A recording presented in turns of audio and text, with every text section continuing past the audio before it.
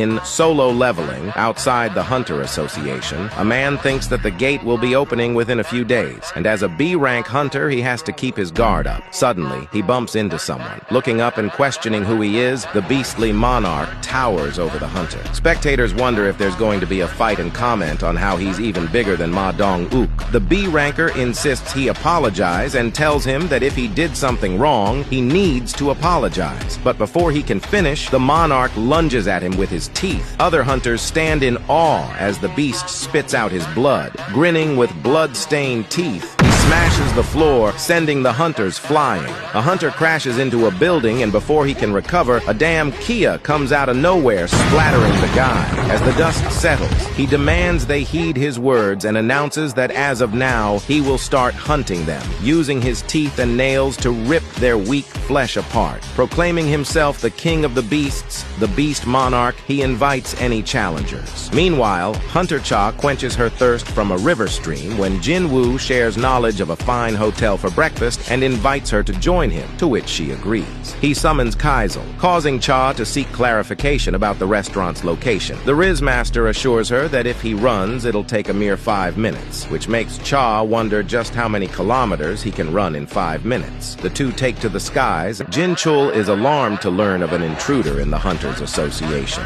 He inquires about casualties, but an agent reports uncertainty regarding the exact number. Grasping his head, Jin Chul knows there should be a couple hours left until the gate breaks and silently acknowledges his overwhelming responsibilities. Jin Chul asks about Jin Woo, but the agent reveals their inability to reach him, prompting the chairman to consider taking matters into his own hands. Suddenly, the agent outbursts, reporting the emergence of a hunter capable of confronting the monster. The chairman presumes Jin Woo came, but the agent clarifies that he didn't, but he said he was a world-class hunter who just happened to be in the area. Lennart Nierman stands by, grappling with self-doubt, pondering if his decision to stay in Seoul was because he was fated to vanquish this monster. Abruptly, a voice tells him to back off as Thomas Andre pushes him back, saying he'll just get in the way. Back at the hotel, the food looks bussin'. Jin answers his phone to the chairman, asking why they weren't able to get a hold of him till now, to which he answers that he was outside the service zone. Jin Chul tells Jin that there's a monster running rampant in the streets, causing Jin to questionably remind him they have a few days until the dungeon break.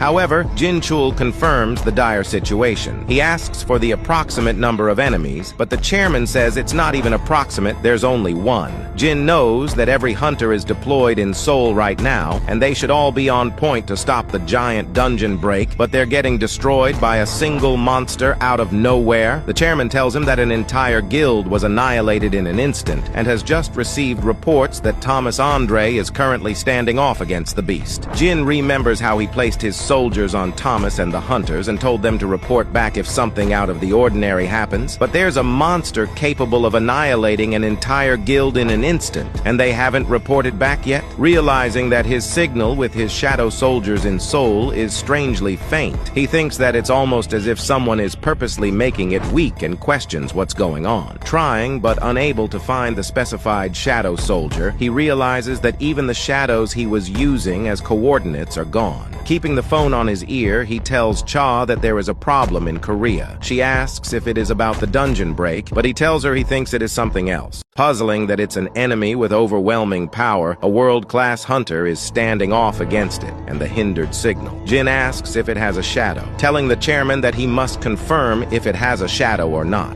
Jin thinks that they must have hidden away a colossal monster behind the invisible shadows. Lennart nervously calls Thomas as hunters grow excited to see the Goliath. He orders them to rescue the citizens. Thomas comments on how he sees a beast going rampant without knowing its place. The monarch looks back wickedly, as Thomas adds that it's only right for mad beasts to be beaten to death. Standing mightily before each other, they both exchange glances. The beast slashes at Thomas, however his claws don't pierce his skin. In retaliation, the Goliath punches him in the face, but at the same time, the monarch knees him in the gut. Looking over, he reaches his palm above his face before slamming him into the ground. This battle continues.